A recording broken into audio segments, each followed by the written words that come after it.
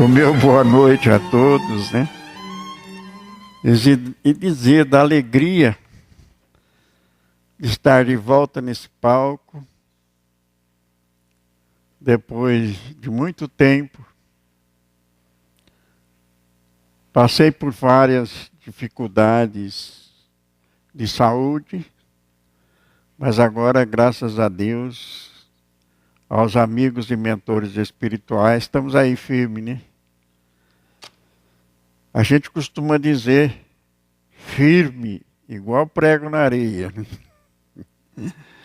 Mas é uma gratidão muito grande a esta casa, a essa doutrina que nos agasalha, que nos ampara. Não existe nada na terra melhor, mais saudável do que a doutrina dos Espíritos. Interessante. Doutrina dos Espíritos. Allan Kardec, ele deu vida, ele deu personalidade jurídica à nossa doutrina. Mas ela é dos Espíritos. Não existe doutrina espírita sem Espírito. E isso nos tem alimentado as nossas almas de esperança, de fé e da certeza de que a vida é a coisa mais bela que existe. Nos foi recomendado que falássemos do Evangelho no nosso capítulo 7. Bem-aventurados os pobres de espíritos. As bem-aventuranças de Jesus, ela veio como uma luz extraordinária para permanecer em nossos corações por todo o tempo. Por toda a nossa existência, que é eterna. Nós somos espíritos viajores perante a eternidade. Estaremos sempre lutando, burilando as nossas almas. E os amigos espirituais têm acalentado os nossos corações nas horas difíceis de nossa caminhada. Às vezes, é necessário que passemos por esses caminhos difíceis para o nosso aprendizado rumo à luz, rumo à evolução. Todos nós somos criaturas predestinadas a sermos anjos futuramente. Nós não sabemos. Como temos a eternidade para viver, não sabemos quanto tempo levaremos para chegar nesse final da vida. É uma sequência eterna. Toda vez que mudamos, vamos voltando para as novas experiências até alcançarmos a angelitude. Mas o Evangelho, no seu artigo 7º, nos fala: bem-aventurados os pobres de espíritos. Isso aqui são apontamentos de Mateus, no capítulo 5, versículo 31. Bem-aventurados os pobres de espírito, porque deles é o reino dos céus. E Jesus foi essa criatura doce que esteve entre nós e nos proporcionou essa maravilha. Não vos abandonarei, eu estarei convosco até a consumação dos séculos. A sua promessa sendo cumprida todas as vezes que tropeçamos e que caímos, Ele nos ergue, estendendo as suas mãos e nos proporcionando a alegria de seguirmos em frente. A incredulidade se divertiu com essa máxima. Bem-aventurados os pobres de espírito, como com outras, sem as compreender. Por pobres de espírito, Jesus não entende os homens desprovidos de inteligência, mas os humildes. Ele disse que o reino dos céus é deles e não dos orgulhosos, daqueles que se intitulam sábios e menosprezam a doutrina espírita. Os homens de ciência e de espírito, segundo o mundo, têm geralmente tão alta consideração com si mesmo e da sua superioridade. Olham as coisas divinas como os indignas de sua atenção. Seus olhares, concentrados sobre sua pessoa, não podem se elevar até Deus. Essa tendência a se crer acima de tudo não os leva senão, muito frequentemente, a negar o que, estando-lhe acima, poderia rebaixá-los. E a negar mesmo a divindade, ou, se consentem em admiti-la, contestam-lhe um dos seus mais belos atributos: sua ação providencial sobre as coisas deste mundo. Persuadidos de que não bastam para bem governá-lo, tomando a sua inteligência por medida da inteligência universal, se julgando aptos a tudo compreender, não podem crer na possibilidade daquilo que não compreende quando pronuncia o seu julgamento. Tem-no por inapelável.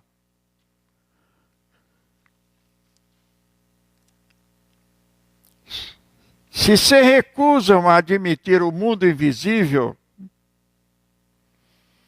e um poder extra-humano, não é, entretanto, porque assim esteja acima da sua capacidade, mas porque seu orgulho se revolta com a ideia de uma coisa acima da qual não podem se colocar. Por isso eles não têm senão sorriso de desdém por tudo o que não é deste mundo, visível e tangível.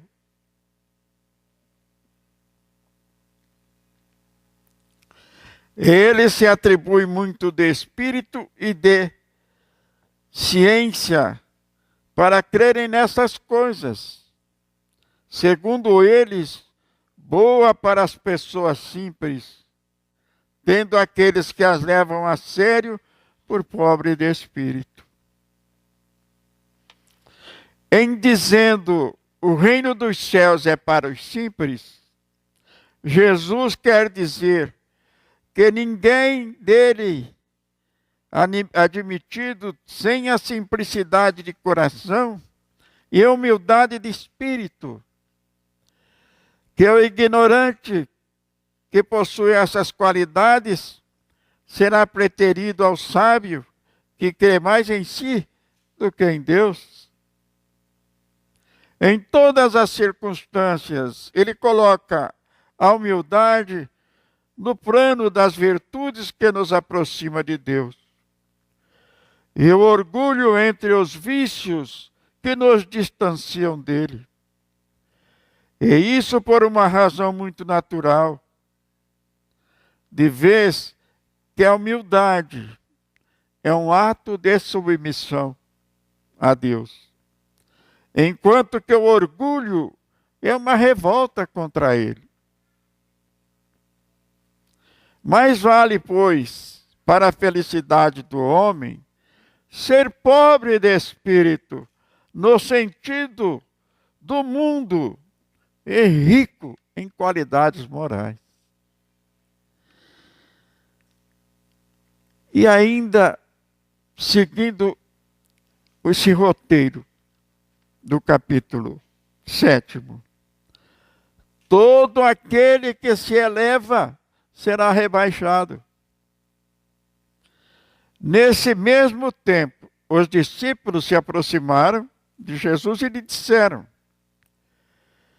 quem é o maior no reino dos céus?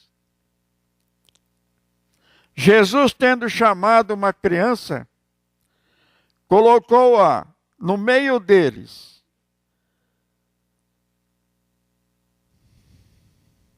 e lhes disse: eu vos digo em verdade, que se vós não vos converterdes e se não vos tornardes como criança, não entrareis no reino dos céus. Todo aquele, pois, que se humilha e se torna pequeno como uma criança, será o maior no reino de meu Pai.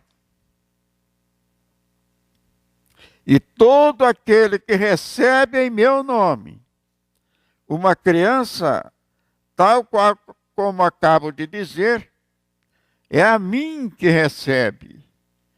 Apontamentos de Mateus, no capítulo 18, versículo 1 a 5.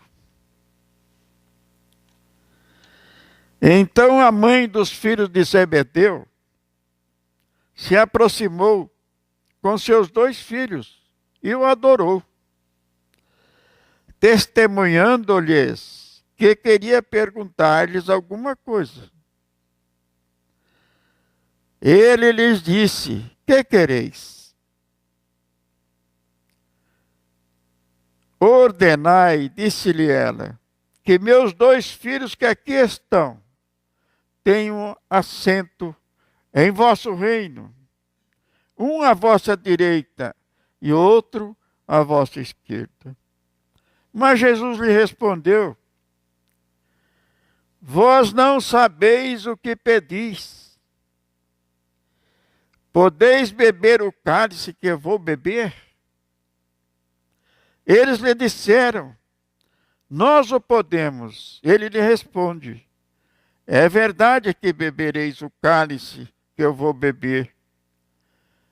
Mas quanto a estarmos à minha direita ou à minha esquerda, não cabe a mim vos conceder. Mas isso será para aqueles que meu Pai tenha preparado. Os outros 10 apóstolos, tendo ouvido isso, encheram-se de indignação contra os 2 irmãos. Jesus, tendo chamado para si, lhes disse: vós sabeis que os príncipes das nações as dominam, e que os grandes se tratam com um império. Não deve ser o mesmo entre vós, mas aquele que quiser se tornar-se o maior, seja vosso servidor.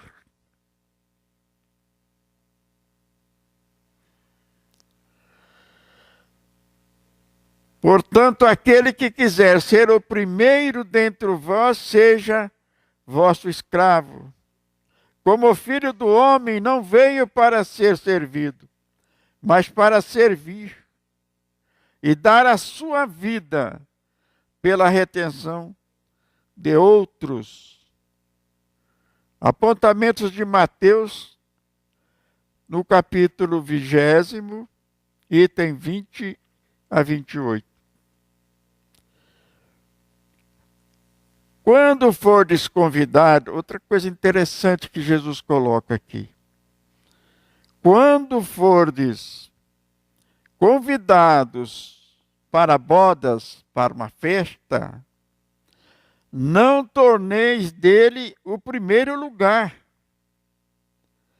temendo que se encontre entre os convidados uma pessoa mais considerada que vós, e que aquele que vos convidou vos venha dizer: dai vosso lugar, este a que estejam diminuídos em vos dirigir, com vergonha ao último lugar. Mas quando fordes convidado, ide vós colocar no último lugar, a fim de que quando aqueles que vos tiver convidado vier, vos diga: meu amigo, subi mais alto, e agora será um motivo de glória diante daquele que estarão à mesa convosco, porque todo aquele que se eleva será rebaixado, e todo aquele que se rebaixa será elevado. Esse evangelho de Jesus, ele é tão claro, ele nos explica com minúcias como proceder para conosco mesmo, para que possamos vencer a nossa própria pequenez.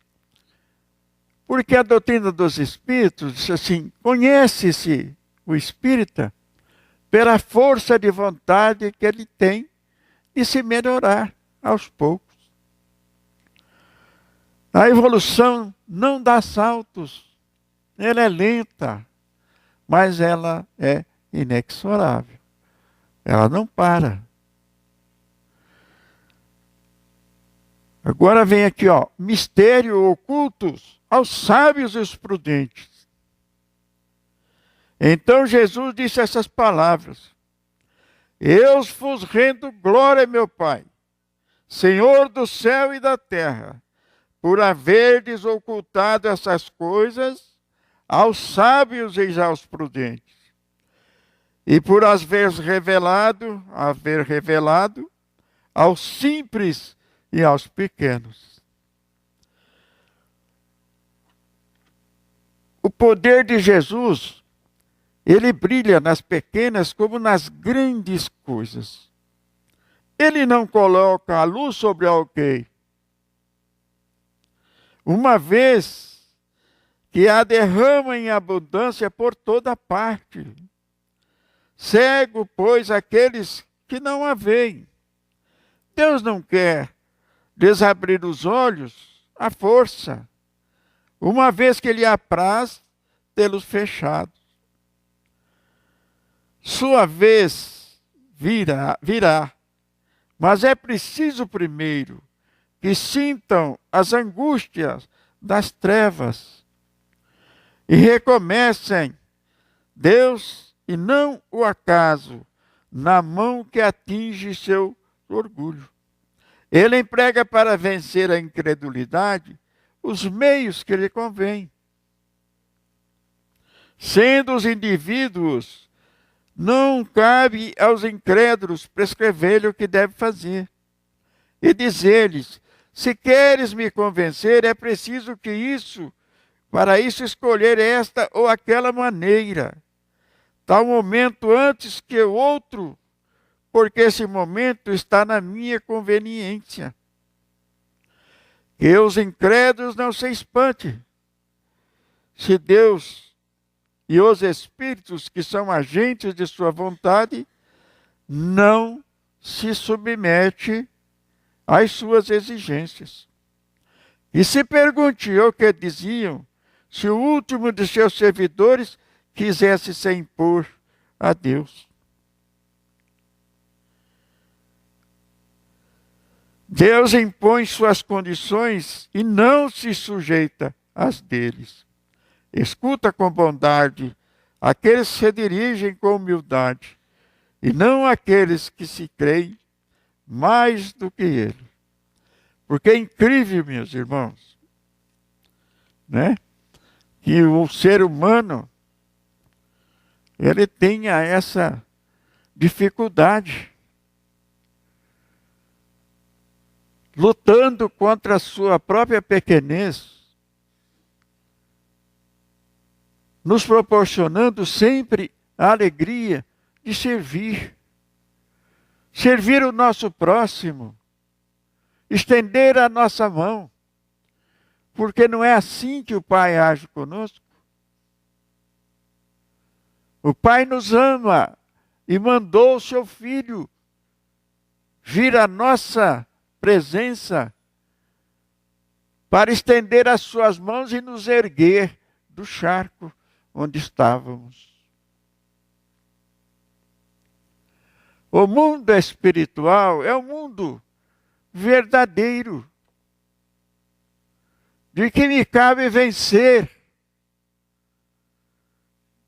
adquirir bens, achar que estou por cima de todos, quando na realidade nós temos que aprender ainda muito.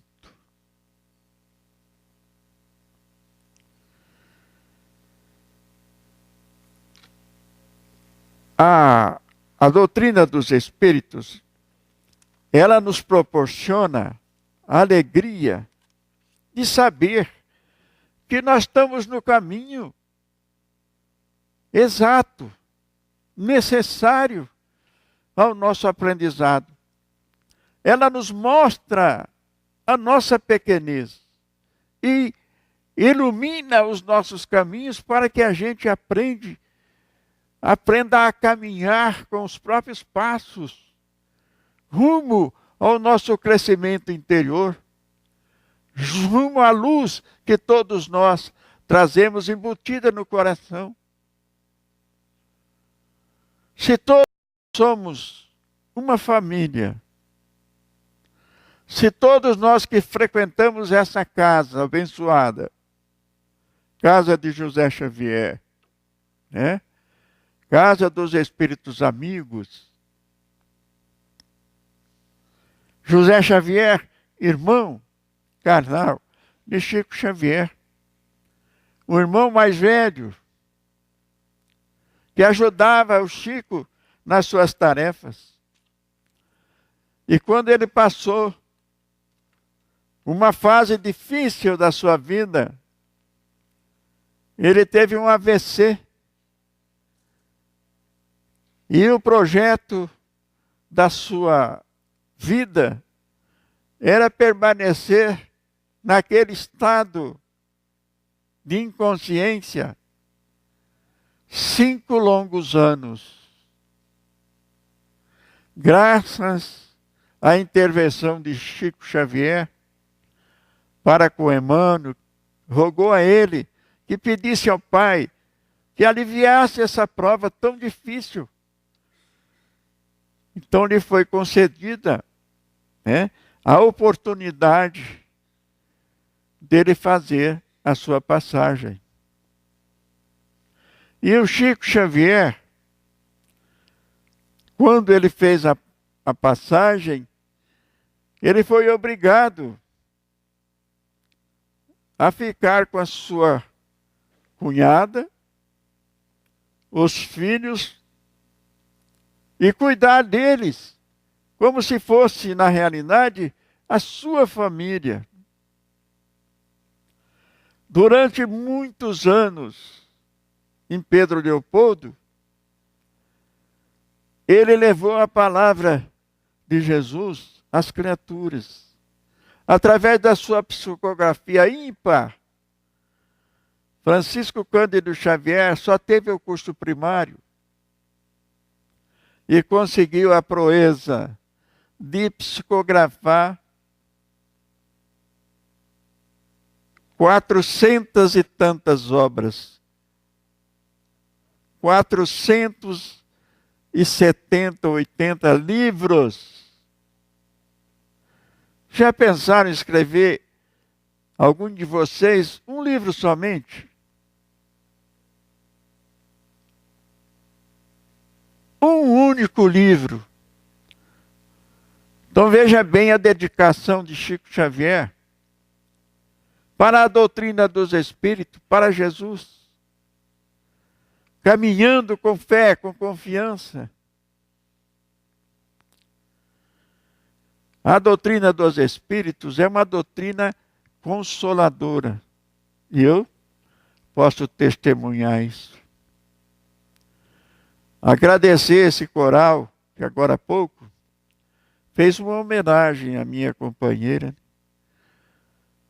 Tem uma canção, ela é intitulada Aos Pés do Monte.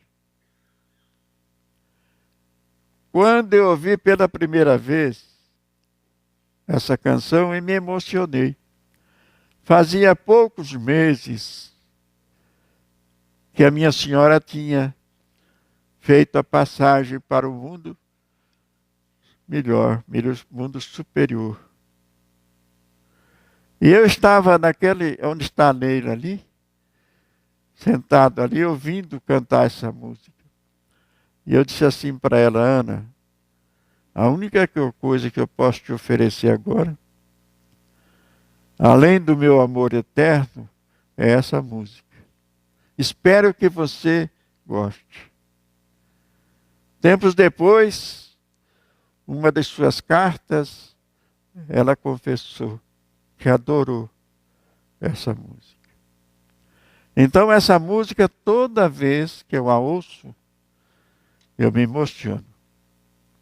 Porque a vida é a coisa mais extraordinária que existe.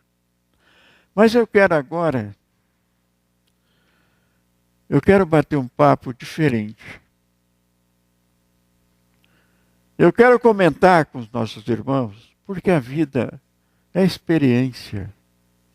E nós temos que trocar a experiência. Nós não podemos guardar conosco aquilo que nós trazemos na alma. Eu li esta obra aqui é intitulada Acidente da Razão. É um estudo sobre aqueles que partem da terra sobre a ação das próprias mãos. Suicídio não resolve. Então eles não gostam nem de falar em suicídio. Então eles falam acidente da razão.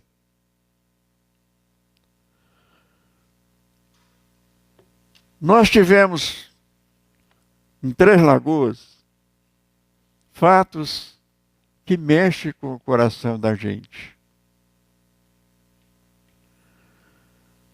Parece-me que é uma epidemia. Né? Um jovem casal separando, de repente, vai na casa e quase mata o filho. Mata a esposa, sai de lado e se mata. Bom, chocou a nossa sociedade. São gente conhecida, tradicional de Três Lagoas. E a gente fica matutando, né? Isso repetiu a segunda, repetiu a terceira vez. Quantas pessoas que convivem conosco e de repente tomam uma atitude extrema dessa? A gente fica abalado. Então nós temos que encarar uma situação dessa. E nessa obra é interessante. Nesta obra, esse jovem, olha, o nome dele, e eu comentando isso no Joana de Ângeles, uma senhora que assistia à palestra conhece esse jovem. Ó, Gabriel José Delgado Martins, de Dracena, vizinha cidade aí do estado de São Paulo, né, Dracena. Ele nasceu no dia 10 de novembro de 1988. Alegre, extrovertido, carismático, conquistou durante sua trajetória neste mundo físico inúmeros amigos. Sua felicidade e alegria foram contagiantes. Viveu intensamente todos os momentos como se fossem únicos. Como todo adolescente, sonhador, desejava ser jogador de futebol. Fez inúmeros testes em alguns clubes. No entanto, não era seu destino. No ano de 2007, ingressou na Unesp de Dracena para cursar zootecnia, passando a morar naquela cidade. No dia 15 de março de 2009, sofreu um grave acidente automobilístico na rodovia de Dracena, próxima à universidade. Após 13 dias em estado de coma, desencarnou aos 20 anos de idade.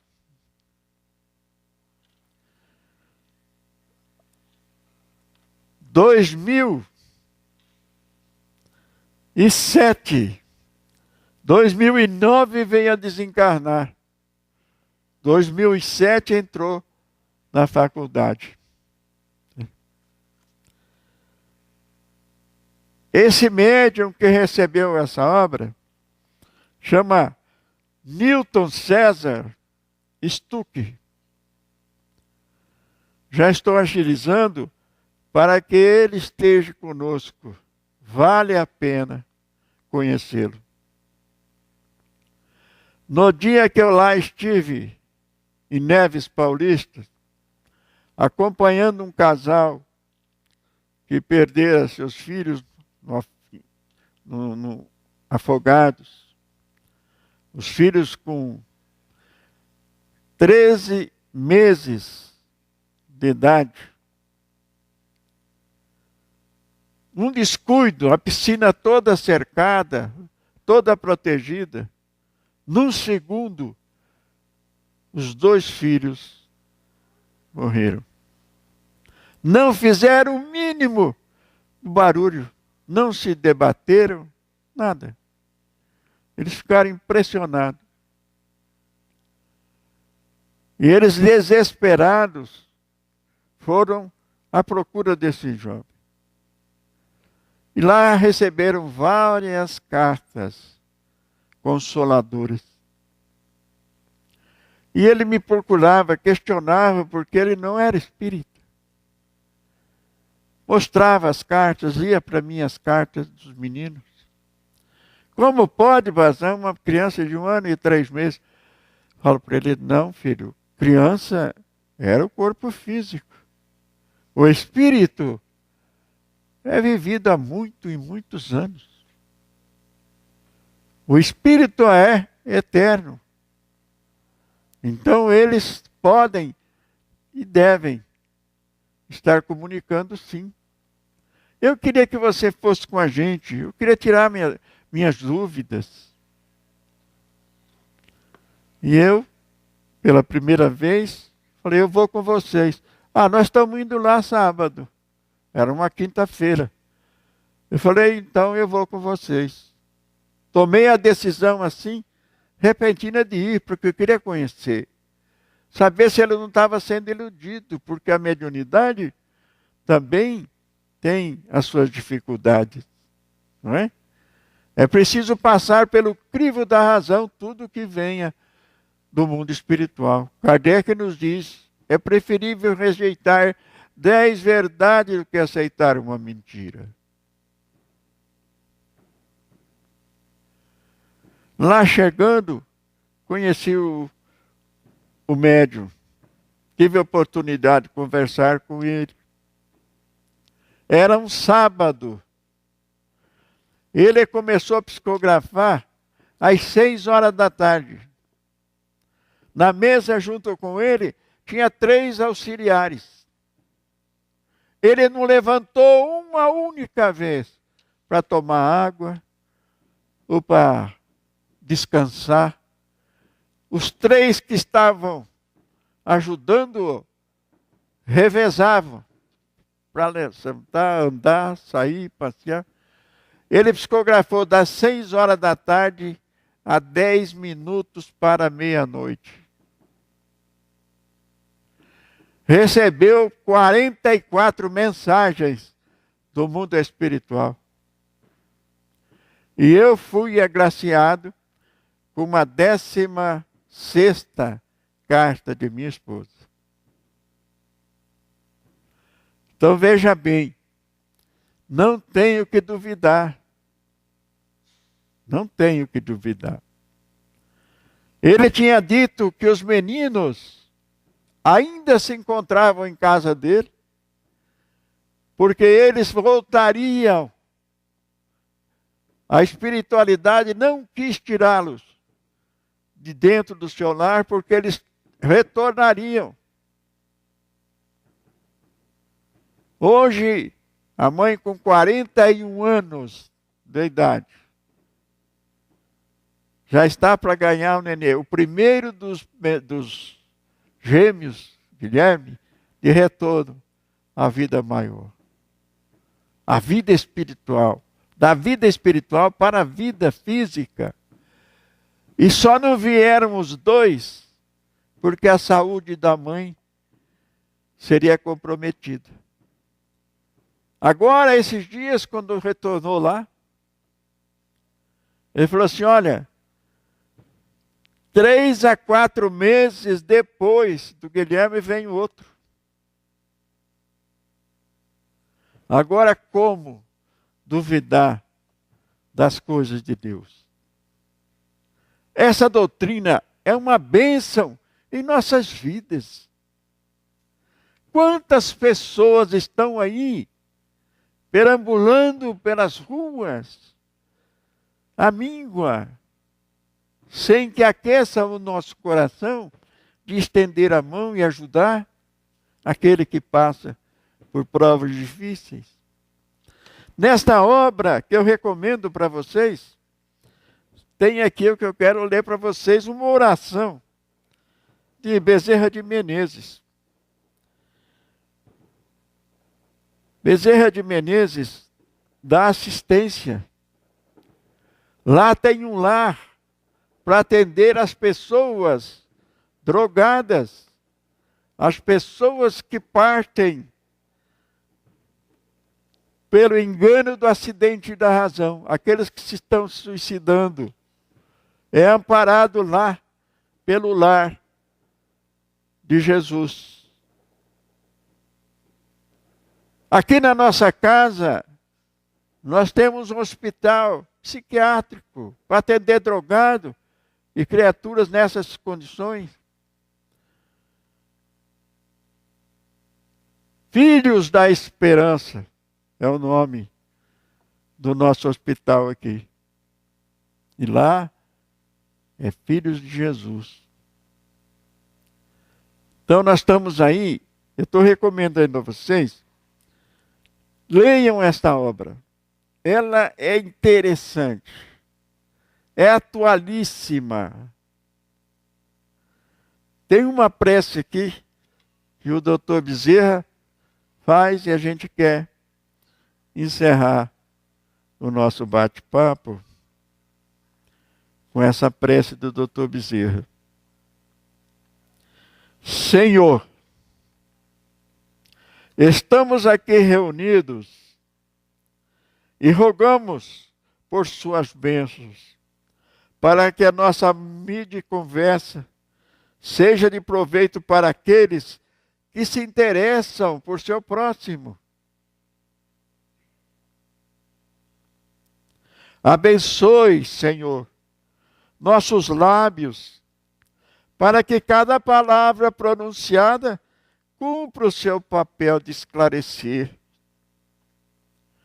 abençoar, socorrer, que nossos ouvidos nunca se percam no orgulho, que os perturba e faz com que nós sentimos livres da necessidade de ouvir os demais, que de algum modo podem nos educar.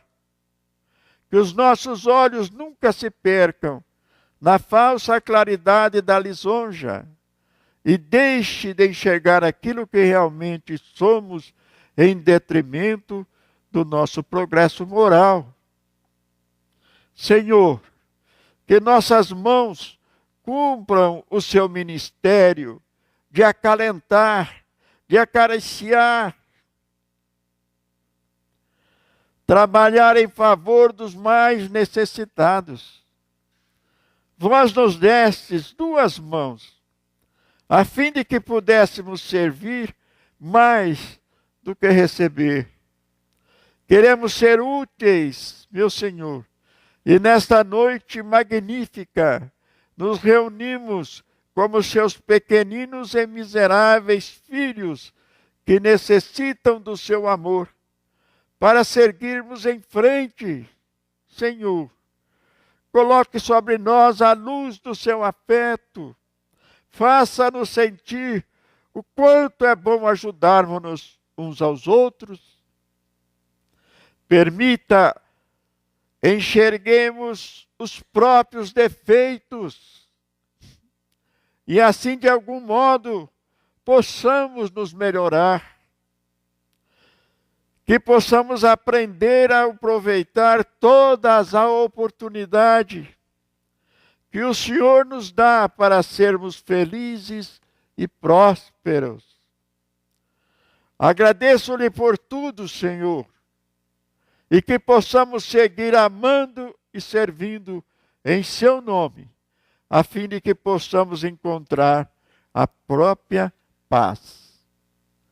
Obrigado, Senhor. Que prece linda, né? Comovente. Esta obra é extraordinária. Conta caso de várias criaturas que deixaram a vida por coisas tão ilusórias, tão simples.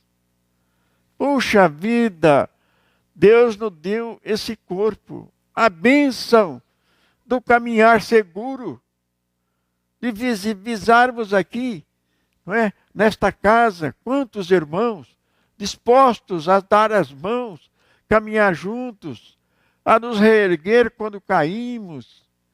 Não vamos ter medo de realizar algo que nos envergonhe, porque nós somos ainda espíritos endividados, com a lei maior.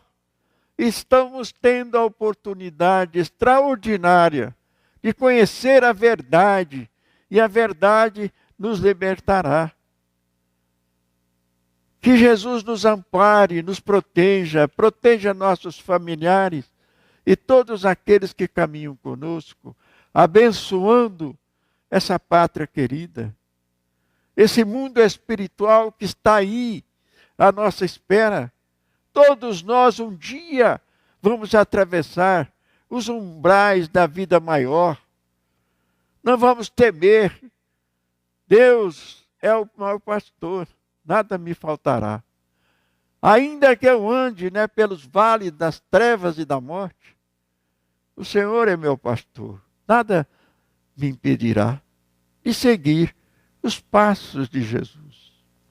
Seguir essa espiritualidade amiga, todos os dias conosco, estendendo as suas mãos, conhecendo as nossas dificuldades e nos dando tantas glórias, tantas oportunidades extraordinárias de amar uns aos outros.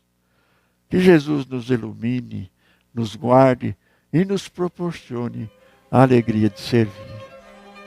Ser conosco, sim. Obrigado.